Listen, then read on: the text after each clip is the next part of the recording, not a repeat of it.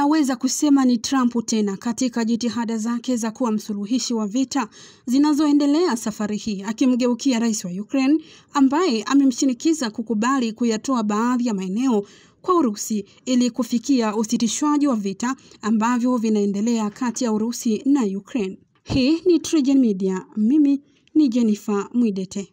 Kama ilivyokuwa katika usuluhishi wake katika vita vya Israeli na Hamas huko Gaza, ni kwamba Trump hakujali sana matakwa na ushauri wa mataifa mengine ambayo yalikuwa na mitizamo tofauti na njia aliyoichagua kumaliza mzozo huo.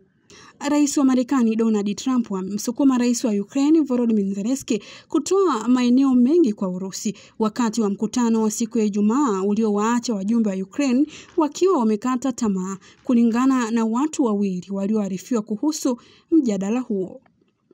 Hata hivyo, Rais Trump alionekana kuwa na ukakasi wa kuipatia Ukraine makombora ya Tomahawk, huku akitafakari juu ya kutoa uhakika wa usalama kwa Kiev na Moscow.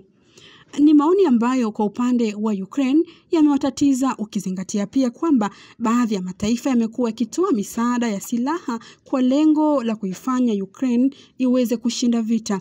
Huenda hilo likawa jambo ambalo Trump kwa jicho la mbali anaona haiwezekani. Baadhi ya ripoti zinadadisi hilo.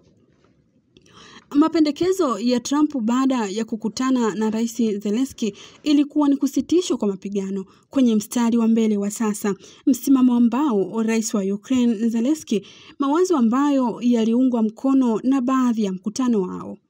Rais Trump, baadhi ya wachambuzi wa mambo wanamuona kuwa ni kiongozi ambaye huenda anaweza kuacha alama tofauti na ambazo hazikutarajiwa na wengi kutokana na kujihusisha kwake na utatuzi wa mizozo mikubwa. Athari za vita hivi vya Ukraine na Urusi ni nyingi, mbali ya kusababisha vifo, lakini baadhi ya raia wamepoteza makazi yao na wengine kulazimika kukimbia, na kwamba maombi yao ni kuona vita hivi vikimalizika, hata bila kuzingatia nani kashinda na nani kashindwa.